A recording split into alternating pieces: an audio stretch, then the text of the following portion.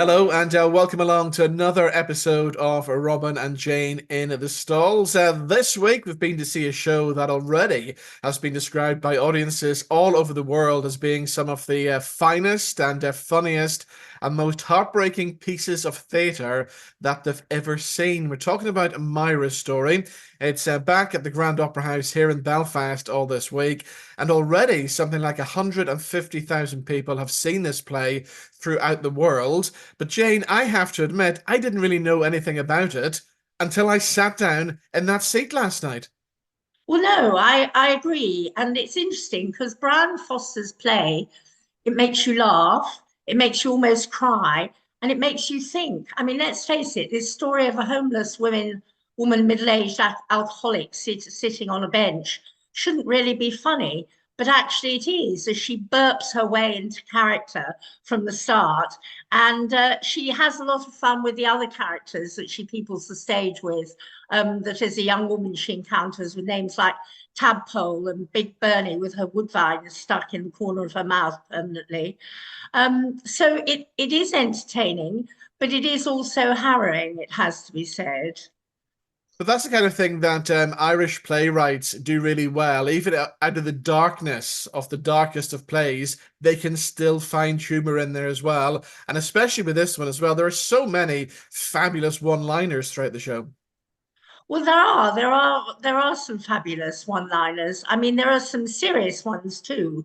And at one point, she says, "My broken life is your broken life," Yeah. and that's true because it makes you think. I mean, we've all been there. We've all been past somebody begging in the street, wanting a drink or her medicine, as she refers to it, which is interesting because it implies that alcoholism is an illness, which indeed it is. And we've all been there. We've given the pound, which is not enough. And we haven't maybe thought about where these people are going that night. Or if we've thought about it, we then move on to our own lives. And yet their broken life, in a sense, is our broken life too, because unless everybody is satisfactorily housed and being looked after, we're not a complete society in a way. That's the thing. I mean, it's a subject that kind of affects everybody because anybody who walked to the theatre last night, you couldn't help noticing any of the streets in Belfast. You're seeing homeless people on the streets on a daily basis. You walk past them, and as we've said already, we don't know what their backstory is. They haven't No, chose to be homeless. They haven't chose to no, have addictions. They haven't chose to have mental health issues. no. We don't know what's going on in their No, lives. we don't. And the theme here, big time, is loss. She lost her mother age 5 and she loses her baby. Now we hear about the birth of this baby, Daniel, and we hear some very touching rendition of Danny Boy as well. And that was lovely. I loved the birth of the child and the joy there. That was a really happy piece. But we knew, didn't we, in the back of our minds that this joy couldn't last because had she had a son, presumably there'd be somebody to look after her and she wouldn't have ended up on the park bench.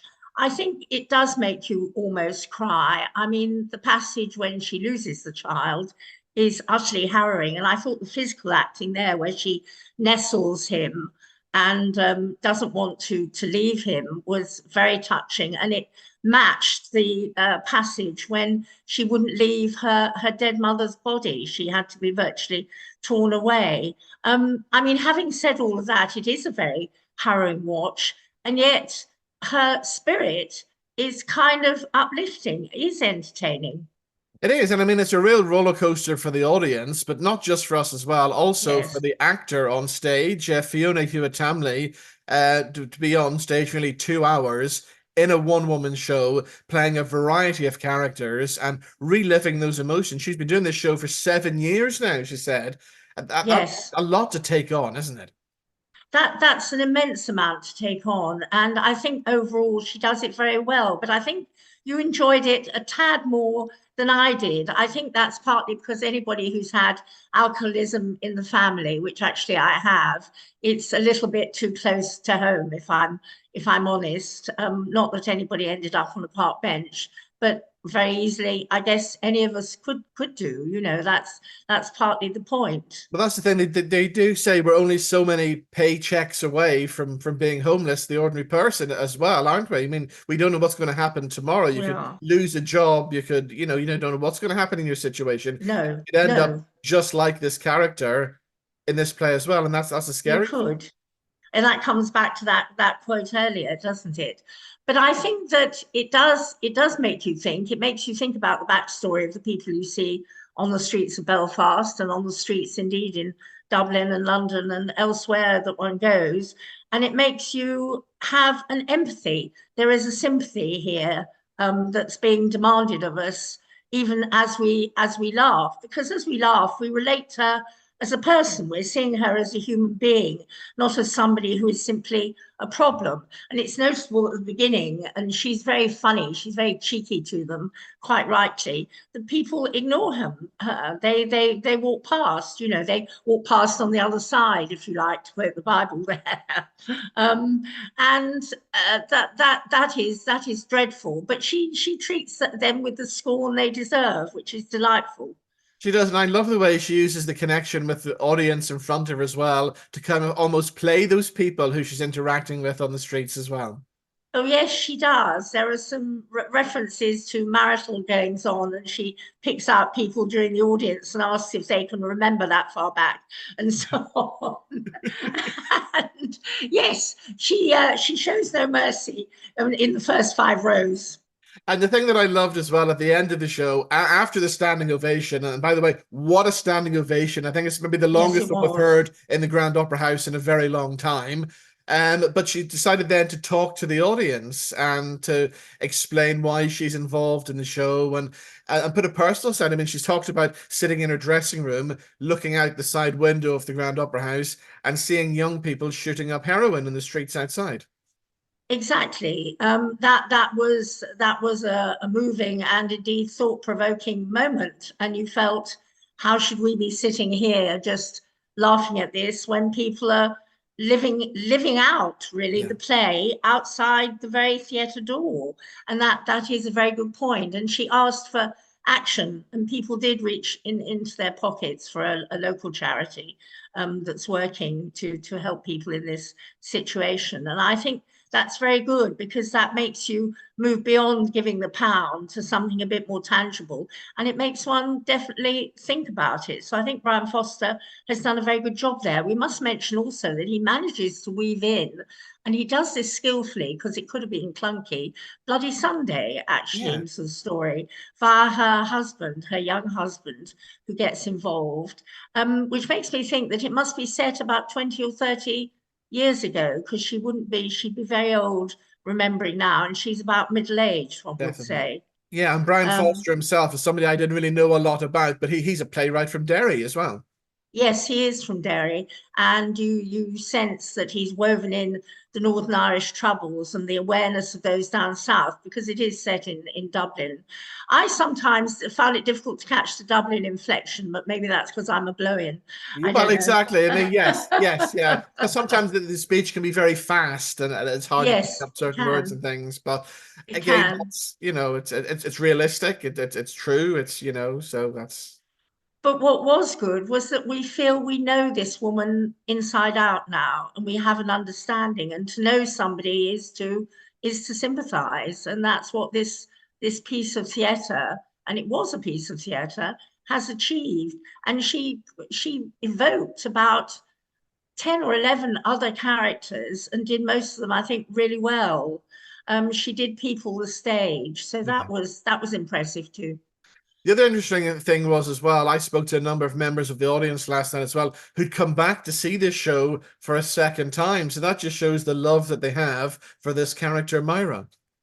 They do have a love for the character Myra, and I think it shows kind of the resilience of the piece, if you like, that somebody would come back and see it a second time, and that you could get more out of it. You could enjoy maybe more of the gags, you could understand more of the loss, you could get even a greater sense of who she is and why we shouldn't pass by the park bench. The only thing I did think about was maybe was the Grand Opera House stage a little bit too big? If she was in a slightly smaller setting, would it have been more intimate? Could you have got even closer to Myra as well? Yes, I think you could. I think you're right. I think a studio space would have been more appropriate for this play. And I think you also mentioned that the park bench looked a bit new too.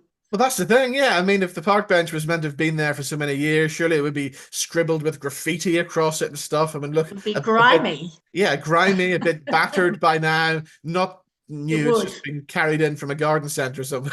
No, exactly, exactly. And there is no really no set, no backdrop. So it is just her acting. So she is very exposed and she responded well to the challenge, I think. Exactly right. It's that part of the show now where we have to give our final thoughts and indeed our final scores as well. As you know by now, we don't use the star system. We use something connected to the show. So this week we're going to go for the good old park bench. So we are. So Jane, we'll start with you this week. How many park benches are we giving for Myra's story? I think three and a half park benches, if you can have half a park bench, which you can in this Wow. context. You're being very tough this week. Am I? Okay. Very, very tough this week. So it's going to be the first time I think we've disagreed on this show so far. But Yes. because of Fiona's powerful performance, the absolutely brilliant writing, and the message in the story as well, the themes in the story, I think everybody should go and see Myra's story at the Grand Opera House. It runs until Saturday, and I'm going to go for the 5 park benches for this show. Wow. So there we go. If you've been to see Myra Story this week, we'd love to know your thoughts as well. Get in touch with us on our social media. And as always, thank you for watching. Thank you for listening. And we'll see you back in the stalls sometime very soon. We will.